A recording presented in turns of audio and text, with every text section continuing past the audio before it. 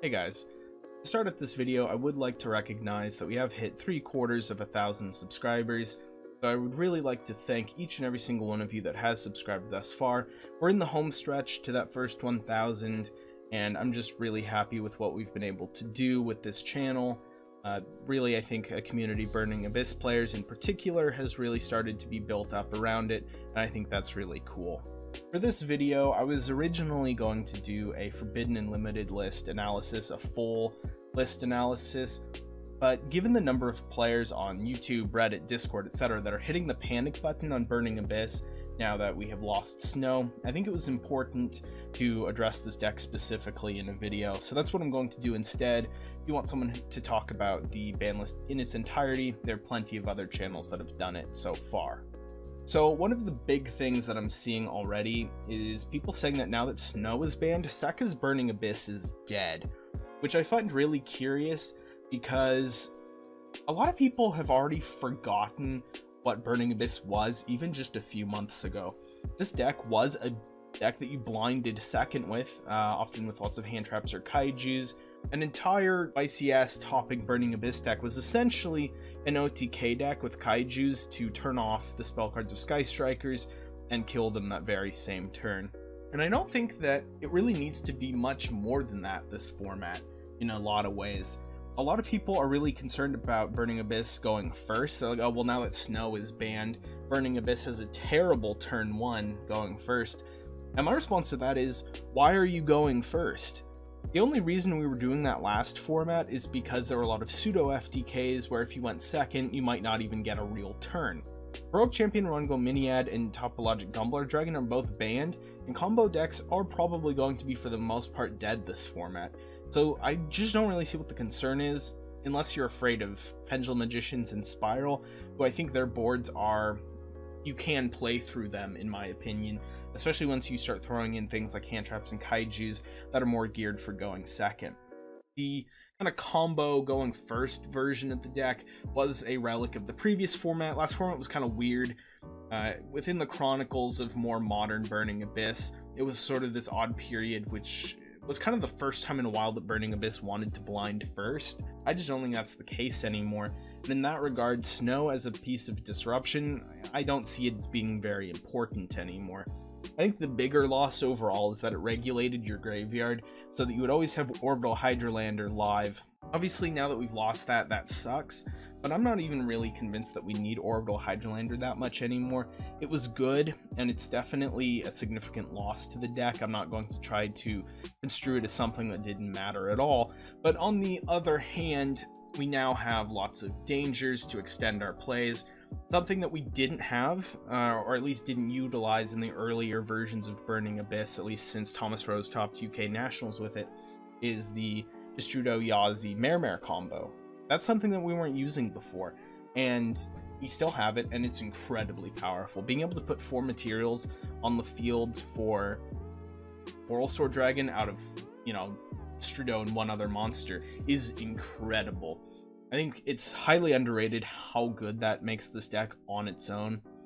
I think we should also consider the fact that Snow is starting to be used against Burning Abyss, and in that sense it may be for the best that it's gone. Thunder Dragons were starting to run dangers and Snow, and if you had to go second into Snow, Burning Abyss would often just have to scoop, because if they flip your Dante face down, then your turn just ends and then they're going to kill you with giant Thunder Dragons. So perhaps it was for the best that Snow was gone anyway. If you're really convinced that Sekka's Burning Abyss is dead, and I can lay out a whole bunch more evidence that it's not, you do have other options available to you, and I will acknowledge other options in this video that you have. I'm going to go through some of them now. First of all, you do have Phantom Knight Burning Abyss, which is something that a lot of people seem to be interested in. I think kind of plain Phantom Knight Burning Abyss is not good right now, especially not without Cherubini or Needle Fiber. Cherubini we won't be getting for another 3 months. Needle Fiber, who knows when we're getting it. There's the Time Thief variant of it that I showed off in my previous video. I think it's an interesting thing to try out. I think that's a little bit better than just plain old PK Fire, but I still don't think it's going to be better than Sekka's Burning Abyss. Something that we saw several months ago but fell off in favor of the Sekka build is Dinosaur Burning Abyss, where you're using the double evolution pill to summon Ultimate Conductor Tyranno in Burning Abyss. It's a bit brickier, but it does raise the ceiling. Ultimate Conductor is a very powerful card, so you could go that route. Infernoid Burning Abyss, I believe there was a deck that top 8'd a fairly large regional, but it just never caught on. No one really tried it after that, to my knowledge. So that's definitely a place we can go. I believe that was actually a Sekka's Light build, but you could try it with Sekka's Light, you could try it without, try running cards like Void Feast. So that's something to try.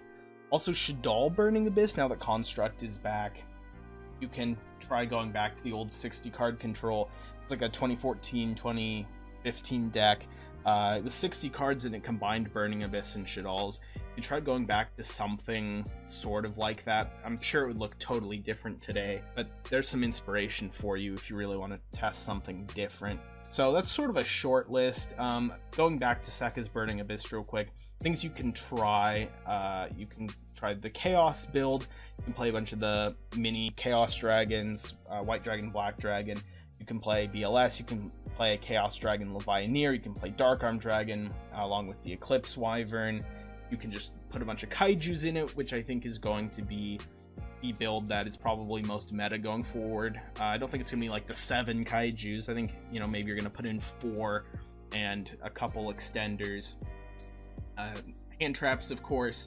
There have been some Burning Abyss builds, even the last format, that topped just playing a bunch of hand traps going second, so that's a viable option in my mind.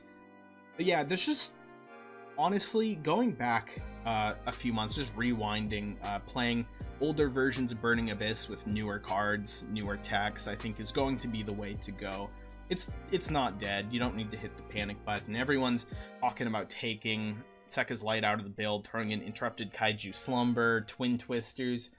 You really just don't need to do that. I think the deck is going to be fine this next format. I even think it's going to be good next format. I don't think maybe it might see a tiny fall off just because Altergeist is going to be a little more dominating than I think it was previously. It will hurt it slightly. Still keep siding.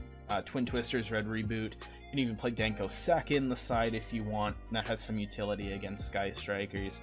There's just a lot of stuff you can do in the side deck to make games 2 and 3 a lot easier. So yeah, that's just some thoughts I have on Burning Abyss going into 2019. It's fine, honestly. I don't know why everyone's panicking still. I'll admit that it's easy to have that as sort of an initial impression. The first, 10 minutes after I saw the ban list and I saw Snow was banned, I was like, oh man, this deck sucks now. And then I started to think about it and realize, actually, this doesn't matter really that much at all, to be honest. In the grand scheme of things, there's so many ways to play this deck.